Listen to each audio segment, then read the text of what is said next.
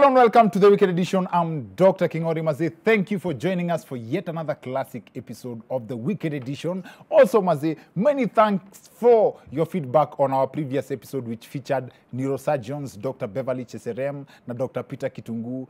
But today we cover a topic we have thought about for some time. A topic that we have engaged some of you on. In fact, leo sana sana tunauliza maswali zenu. Every professional we have featured on this show, be it from the aviation industry, from the military, medicine, name them, they have all gone through the hands of teachers. So this is a special episode for teachers, special edition, teachers special edition. And a big thank you to every teacher who reached out, Maze. I trust representation ya wenye tuko nao kwa show leo itaweza. Our guests for today are seasoned teachers, Mr. Vincent Emodo and Miss Jane Dirango in the house. We'll be talking to them in a bit. Our reporter Kinyanjui is also on standby with a special guestwork report.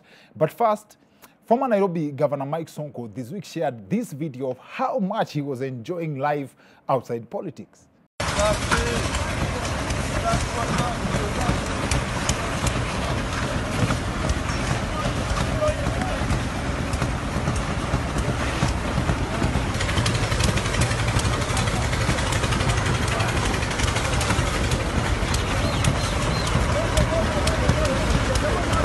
Haters have claimed that it's interesting how the good governor had to leave office for him to be constructive. Other people have not seen a big deal seeing Sonko in a construction site ati juu magavana kama wote wamekuwa accused of having at least one thing in common na wase wa mjei, kukula. In other news, President Uhuru last week opened a small arms factory in Ruiru. And one of the reactions that drew my attention to this story is a tweet by Leigh McQueen. Aliuliza, if Kenya can manufacture guns, why are we importing toothpicks? Someone who does not understand the depth of that question would think that guns and toothpicks can be used for the same thing, for the same reason. Ati mpaka to the level ya mtu anaweza shikwa na bunduki atumie hiyo kama excuse ya kujitetea. Hapana, hii hata sio silaha. Ni vile nimetoka kukula nyama. Now, the idea ya kutumia toothpick, kutumia bunduki kama toothpick can seem far-fetched, but it would make sense ukiona meno ya Desagu. Now, I don't have a problem with Kenya manufacturing guns. In fact, it's a step in the right direction on the topic of we need to produce as a country. Unajua, for a long time, hata kwa entertainment tumekuwa na complaints ati hata adverts zinaenda kushutiwa nje. Now we are looking at a situation where the government is building capacity to shoot things locally. Napigwa na bunduki menini, shot by Kenya, build Kenya. Shot locally. Now, one thing you've got to appreciate about this move is the position it puts us as a country in the East African community. Can you imagine that within the same week that President Uhuru opened a gun factory, our neighbors in Uganda were dealing with Stone Age weapons? Intersecurity agencies have embarked on investigations into new terrorism activities being spearheaded by a new criminal gang using factory catapults. Police have in custody several criminals held for championing terror activities to destabilize the country's peace. They are very dangerous because they are capable of firing metallic and clay ball projectiles or metallic bearings. Yani UG wako na ngori ya mafia design, it's almost a national disaster.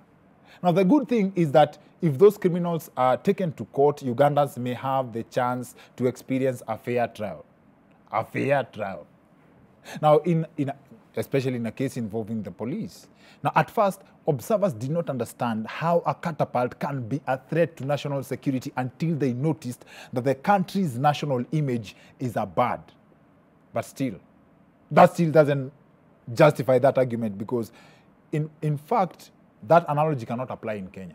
Huku hata uhitaji fare ndio uangushe ndege. Also, in other news, Gatundu South MP Moses Kuria spent a night in police custody for flouting COVID-19 rules. I know some of you may wonder how this is news. How can this be news na ni kitu hata imeandikwa kwa Biblia ati Moses alikuwa mzee wa kuvunja sheria? This story goes a long way to show how impractical the Bible times would be in the world of today. Ati Moses alishindwa kufikisha watoto wa Mungu home juu alishikwa akikata maji. Now for this and other news making the news of people breaking COVID-19 protocols, our reporter Kinyanjui prepared the following report. Kuna kampuni iliyokuja inaitwa Income Plus ikisema kwamba kuna pesa imekuja ya corona inatakana watu wachukue. It is this appetite for COVID-19 money, as the gentleman has mentioned, that saw the residents of Bungoma showing up in large numbers for a piece of the pie, and it is this call that has given Kenyans a chance ya kuona vile serikali hupandisha bei ya mafuta.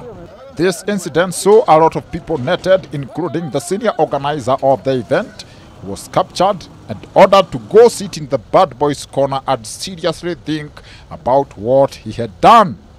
We are reliably informed that he himself could not even believe how easily he was captured.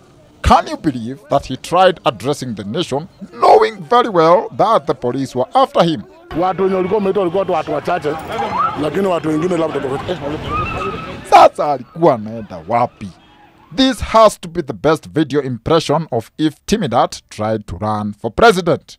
It is this ambush that prompted Guesswork to investigate two questions. One, kuna kampuni iliyokuja inaitwa Income Plus ikisema kwamba kuna pesa imekuja ya corona inatakana watu wachukue. does this mean that if given a chance, just like the politicians we complain about, ordinary Kenyans would also rush to devour COVID-19 funds?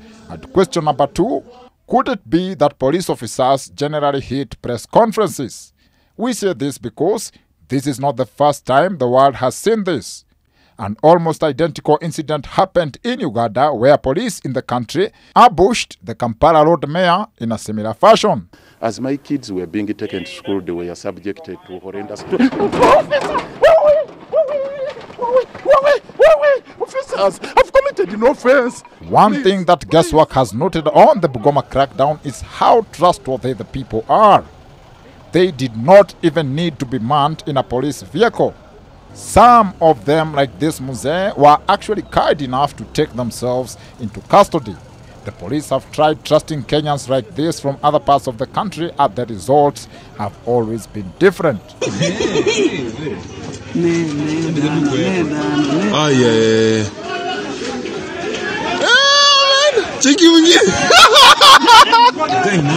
Moral of the story here: not everybody can run from their mistakes. No fun intended. Watu wenye walikuwa wameitwa walikuwa watu wachache, lakini watu wengine labda Representing the Guesswork fraternity on the Wicked Edition, guess who?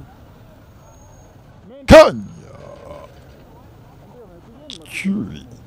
Big up yourself, Kinyanjui. Now, I have thought about this video a lot. The teacher is on the table. The teacher is on the table. Again. The teacher is on the table. Okay. Now, where's the teacher? The teacher is on the table. Where's the teacher now? The teacher is on the table. On the table? Mazee niliuliza wadau pale Facebook mahali tunaweza pata huyo mwalimu, mtu akaniambia ati yako under the table. Yaani nyinyi mazee. Anyway, now these are just some of the things that teachers go through ndio wadau washike kitu kwa darasa mazee. Show ya leo ni ya walimu. Ni about walimu, special dedication to walimu. Kwa sababu si wote si ni beneficiaries wa walimu one way or another. Alafu hii kwanza I had asked you on social media maswali zenye hazifai kukosa, and I'm happy to announce that show ya leo tunafanya na nyinyi.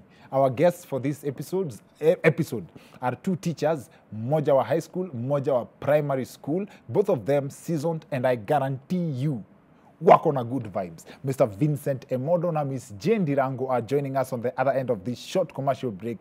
See you guys in a bit.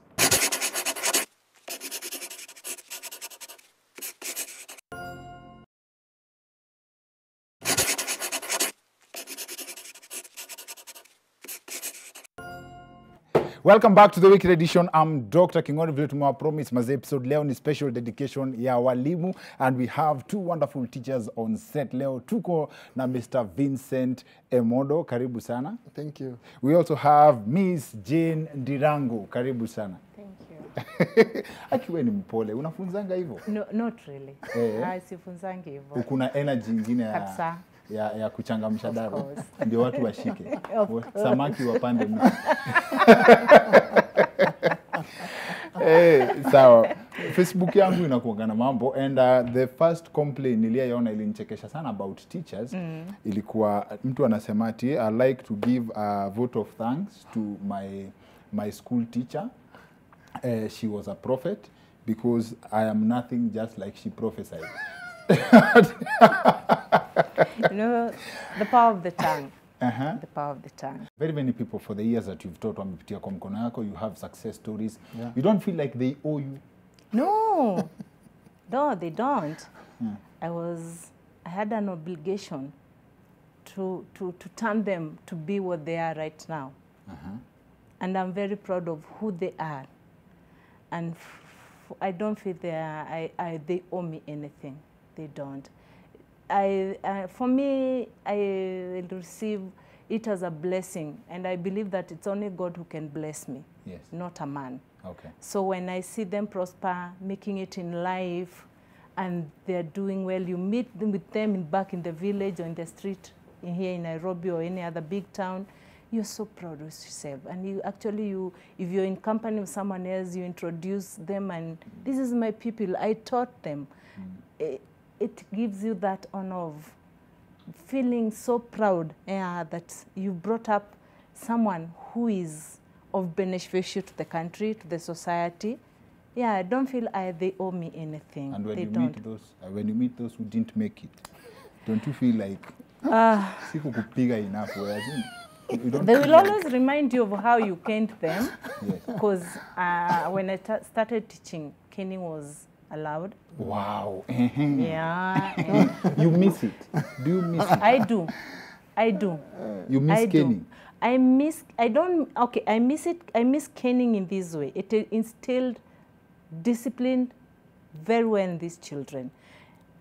You can see the number of strikes in our schools, the indisciplined cases. Yes. They were so less by then. And I think my co-teacher here can concur with me. And the discipline cases were less. We didn't have this much of them. But now they've increased. Yes. They're there. These children being called the mom and daddy back at home. You don't cane them. You only keep on shouting, where, takuchapa, wacha kufanya hivyo. Back in my time when I was young, my mom would never tell me that. Yes. If she was to cane me, she was to do it thoroughly. And she would do it pointing at my mistake so that I would be able to recognize and be able to note that this is the mistake that I did. And I knew very well that these are mistakes that should not be repeated. I would be very careful not to step on that path back again. So caning was not bad, and I would even propose now that caning can be brought back to our schools. Niliambia wadau that tunafanya hii show na wao and I'll put questions zenye wameuliza. And I'll start with you. Victor Onyango aliuliza ati I would like to ask teachers why they gave me low marks when I wrote a composition about my dog. Did they know it better than me? Sasa. You know, before even you describe your own dog, yes, keep in mind that the teacher knows a dog as well. Eh? Yeah, keep in mind that the teacher knows a dog as well. So there are those kind of descriptions that you'll give out about your dog that are really questionable. yes. The other thing, despite you describing your dog, there are those things that are checked when you're writing a composition or an insha. The paragraphing, the punctuation marks, Yes. the capital letters, the small letters, Yes, your yes, yes. handwriting, the way you express yourself in writing. So despite you telling me about your dog, remember I know a dog as well. And that goes into the training is not about what a student thinks, it's about what needs to be ingrained into the writing itself. Okay, sawa sawa. Mwalimu, I'll ask you to respond to something different. Yes, ask the teachers why they forced us to support the motion that education is better than money. I was beaten for supporting money is better than education. I wish I knew. So, as in the things that we learn in school, Yes. this goes to the question, yeah, how do they help us in life? Unafunza geography, Yes, sir. right? Yes. Kama mimi acha nijiongelee, sijatumia mawe. Yes. I don't think I've interacted with sedimentary rocks anywhere in my life. Yes. Mpaka tulienda tukatembelea mlima inaitwa Karoe ndio tuone mawe na sijazitumia. All right. Mawe inanisaidiaje kwa hii maisha? First of all, learning doesn't take place in a vacuum. Learning takes place in a context. Yes. And in this context, as my colleague said, you know, is a context we are familiar with. Now, pointing out to geography, which you said you are taken to some mulima and sasa hii mawe ataikusaidi. No, I disagree with you. Yes. There is a lot that you learned in that process. In any case, at the end of the day, it's not just about the mawe. It's about what you learn about the mawe. Yes. You know, because you'll need that mawe for construction, you'll need that mawe as soil for farming, you'll need that mawe for sculpturing. There is so much about that mawe that we can learn. Not necessarily that learning mawe, maybe hopefully it will help you. Even right now, you as a journalist, you can do a piece about rocks. And that piece about rocks maybe is associated with a particular mineral. You see that? So at the end of the day, everything we learn, including myself, I was a very poor student of mathematics, for example. I would question, sasa itanisaidia nani? Yes. But wait a minute, did you know when I go to the shop to buy an item with a note of 1,000 shillings, Yes. did you know I need to confirm that change? There is a lot. We were supposed to be here by 3, you know, so that we keep time. We learn that in class. It's a mathematical concept. Dr. Babake Ron Jan J. I believe hiyo si jina anaweza andika kwa mtihani. Why the male teachers, anapenda kuuliza walimu, why male teachers have the same pullover? And this is a conversation to have na aliniuliza ati nivae aje, nikamwambia vaa kama mwalimu. Akaniambia, na ndio huyu Dr. Babake Ron J anasema why male teachers have the same pullover and jacket every day and bicycles. Walimu na baiskeli ni chanda na pete. Oh my goodness. How do you feel about these stereotypes kama hizo about teachers? Yeah, those stereotypes are real. Yes. Especially when we go back to our roots. You know, like Dube sang a song about roots. Eh? Yes. That is when you go back to the villages there. I remember when I was growing up, we used to see these things. You know, they are real. So the guy there is real. Yes. Yeah, teacher comes Monday, Friday, you know, next same shirt, same pullover, same everything. It is true.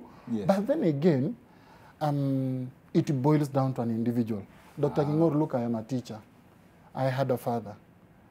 The way my predisposition in terms of grooming, I learned it from my father. Okay. And by the way you look at me, this is how I appear in class. Okay. You see, smart. I am a role model. Yes. You know, you cannot tell a student to do that which you cannot. Okay. You see, that's the thing. For instance, you tell a student, tuck in your shirt. Yet we mwenye umevaa mshipi kama ile wa Masai, imezunguka kiuno mara kadhaa, and it is still hanging here. Yes. I mean, that student will look at you funny, look at this one. And that's why you are busy teaching, the belt is dancing, students are busy, you know, nibbling, throwing at you, making fun of you, drawing you, you know, using you for all those kind of stereotypes. So it is real. A lady called Lek Debbie, LEC, anasema kwani mwalimu akiset mtihani rahisi atakufa.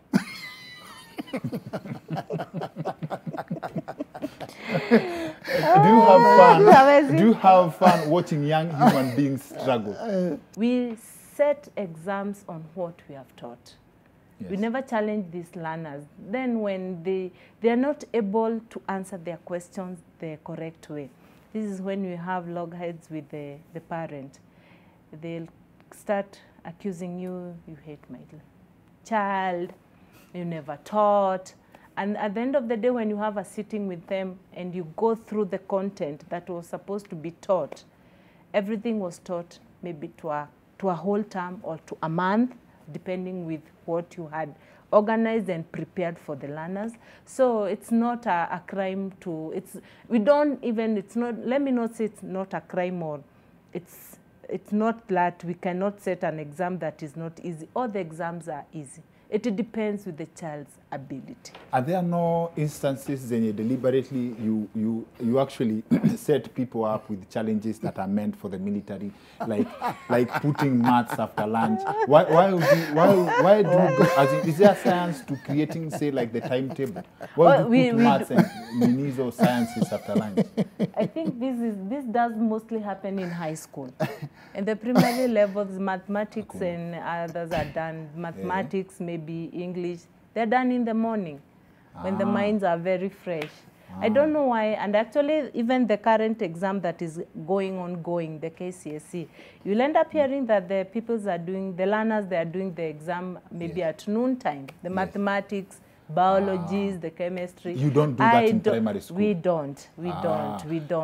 Ours, it's only the composition and the issues that are done in the afternoon, and that one just takes 40 to 45 minutes. Do you want to andike fantasy? That's very strategic. That is very nice. Yes?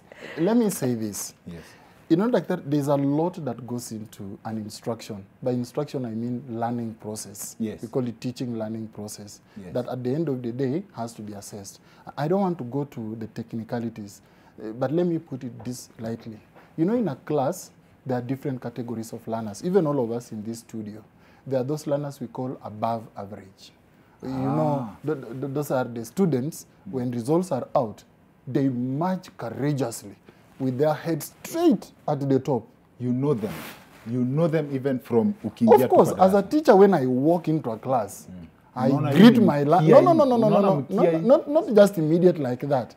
As I walk into my class for an instruction, at the end of the day, there are what we call learning objectives. At the end of the 40 minutes things. Yes. So the second category are what we call the average students. You know, these are students who are neither weak, neither very strong. Yani wanacheza hapo. Kuna kitu mtaani wanasema kuchezea hapo. Yes. Then they are below average learners.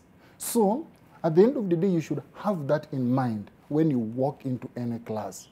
And in the process of teaching and the evaluation thereof, there's what we usually say we should have a normal curve. You know, this curve that goes like that. You know, there are those ones at the top, kwa katikati ambao inakuanga ni wengi, then you also expect a few huko.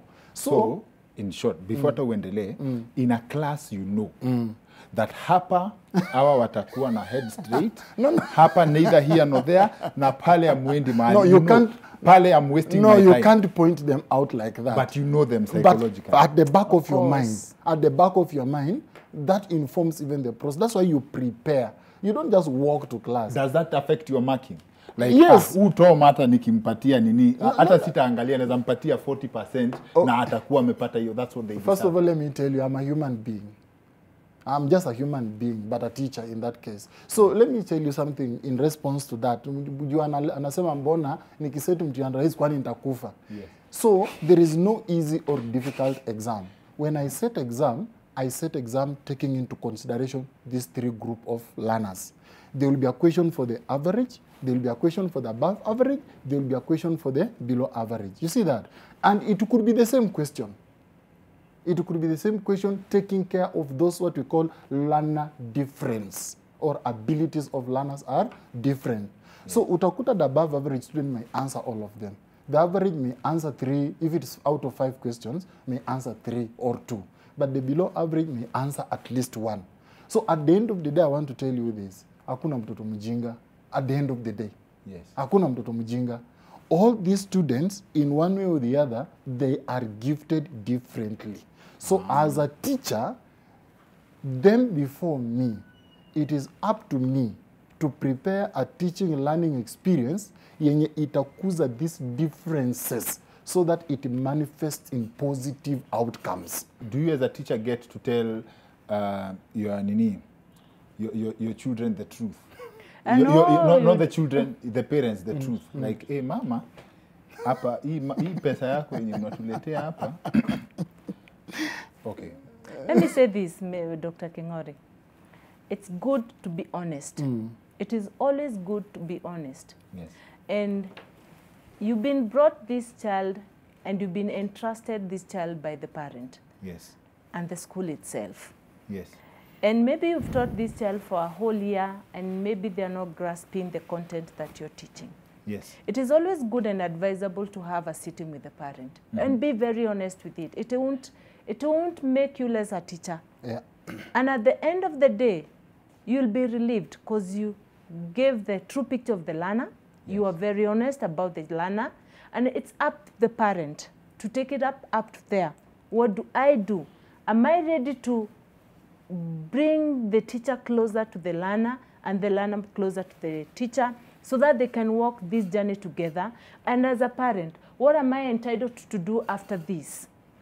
Yes, my learner is below average. What do I do as a parent? Yes. You give the advice as a teacher. Okay. This can be done if you do this, if you give this give this approach to the teaching of this child, it might change them. If we stop doing this and let's give another different approach altogether, the learner might change. It is always good to be honest to the parent. But when you keep quiet, that's when you'll have the differences. The parent will come and they will always be on the right. Okay. Yes, you knew my learner, my child is gifted in this way. You never talked about it. You never told me. You never had a sitting with me to discuss about these issues. It is always good to be honest about the child's ability. Umefunza ushago? Yeah.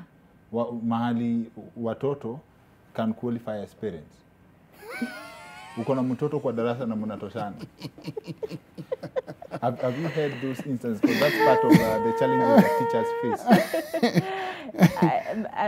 Most of my years I've interacted with the young ones. So I don't think that has been a challenge to me. But you've seen them. But teachers have a strategy. Ukiona mtu ni mkubwa sana, unamuita kwa staff room. You don't kill them privately. These are some of the tactics you use. You teach a girls' school. Yes. Ni mmekuwa na hiyo? I've thought across mixed. Umekutana na mtu mnatoshana na yeye na unataka ashike ledger. Age. Let me call this an appreciation episode for teachers, and I believe you have represented them very well. Asanteni sana sana sana. Na history kama ijaisha, kitu tumeacha, najua we can actually pick it up again. Na tuendelee. Asanteni sana.